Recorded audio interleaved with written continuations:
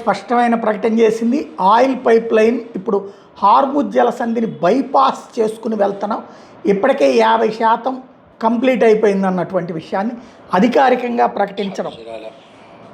فخامة الرئيس جو بايدن، أصحاب الجلالة والسمو والفخامة والمعالي، الحضور الكريم، السلام عليكم ورحمة الله وبركاته.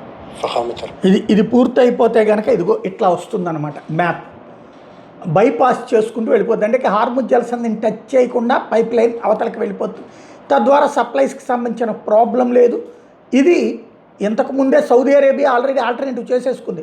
UAE చేసేలోపు యుద్ధం జరిగిపోయింది, అందుకని యూఏఈని దెబ్బకొట్టే ప్రయత్నం చేస్తుంది ఇరాన్.